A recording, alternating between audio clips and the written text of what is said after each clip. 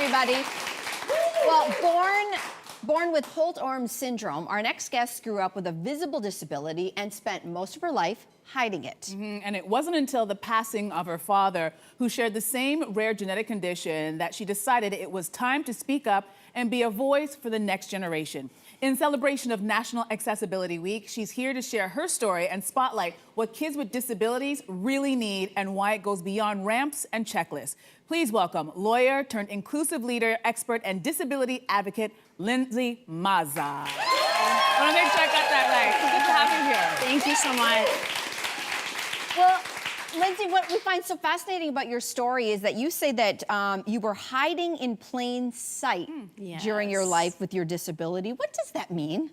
Yeah, so I never talked about my disability. I learned at a young age that it didn't serve me. I wasn't seen the way I needed to be seen by those that were in my life that I needed to lean on to help me. So I built this wall of protection around myself, and I thought if I just pretend it doesn't exist and I work harder and I figure things out, then people won't limit me. Interesting. Now, you spent years disassociating, but I understand you've had some moments where that kind of snapped you back into it. Would you mind sharing one of those experiences with us? Yeah, so, you know, Holt-Oram Syndrome affects, you know, the limbs and heart. And like you said, my dad had it. But I truly didn't start talking about it until about a year ago. So my best friend for almost 2 decades didn't know what my disability was called. It was just everybody around me knew that it was a topic that I wasn't comfortable with. So it was really beautiful of them to respect that and treat me like everyone else. But there were many moments. One story in particular, a friend of mine who's a lawyer said to me, you know, they're looking for more judges. You should apply to be a judge, follow in your dad's footsteps.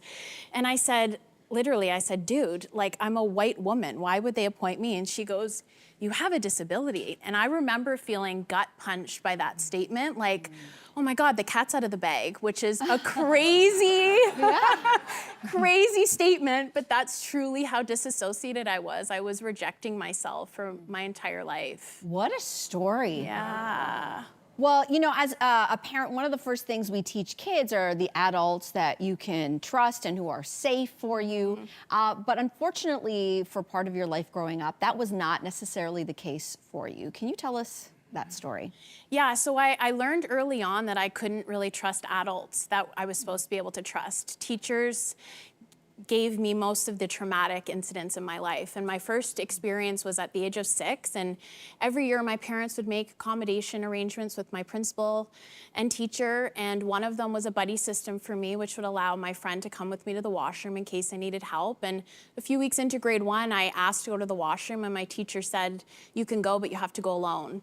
And at 6 years old, I said to her, but miss, my mom and dad told me I was allowed to bring my friend. And I pleaded with her and she still said no. And off I went on my own, and I problem solved, but I really learned that I had to be my own advocate from a very young age, and I learned to not trust adults. Wow. Did you tell anybody about that teacher and what they did to you? Yeah, because, you know, I came out of the womb precocious, so my mom says she always knew Good. I was gonna be a lawyer, so I went home, told my parents, and my parents were really smart about making sure I was present when they advocated for me. So they, in unison, marched me to school the next day and made sure that it was dealt with. Yeah, and I love that you're crediting your parents for giving you that strength to, like, when you're talking to adults, to feel empowered. So what advice would you give to parents who are teaching their child about self-advocacy? I think number one is that you really need to let children trust their instincts. So because I had to be hyper vigilant and always look out for things that I needed, I learned to trust my instincts. And if it wasn't a safe space for me, my parents respected that. The other thing is there has to be an open and ongoing conversation with your children. They need to be part of the problem solving. They are the ones that know how they need to do things differently. And it needs to be solution-based, not pointing out why it's an issue, because then it's normalized. And the other thing is, don't let your kids be in the room with doctors and teachers who are talking about all the things they can't do. It's very damaging. It is not their role.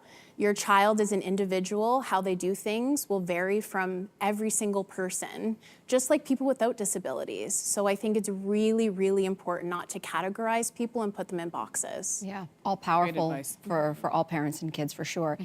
Okay, we want to fast forward a little bit because you have built a multi-city law firm. Congratulations, that's huge. Right?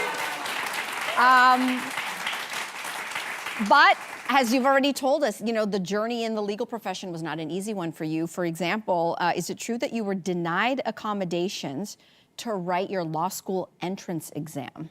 I was, and I chose law because I thought it would be a natural progression for me. It's supposed to be built on advocacy and equality, but I was denied. I had to appeal the process because my case wasn't compelling enough.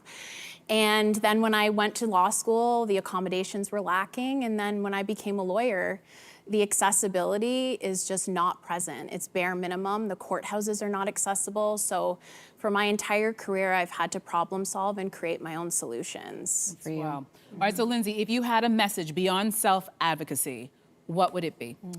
The first, quickly, is that DEI is a major topic right now, and most companies and people are focused on the D of the acronym.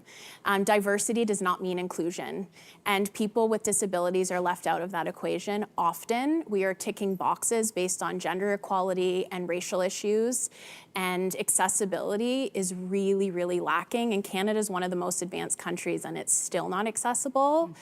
And then my second would be stop rejecting yourself. Whether you have a visible difference or not, we are all hiding part of ourselves, which is why Hiding in Plain Sight was born, because the more I talked to people, the more I realized how relatable that topic is. And once you step into all of yourself, life changes. Huge. Wow, great message. Lindsey, thank you so much for stopping by and sharing your story with us.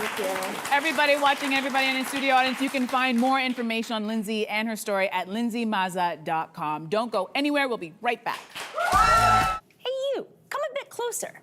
We've got so many more must-see interviews, spicy debates, lifestyle tips, and pop culture moments. So subscribe to our channel by tapping the logo below and don't miss out.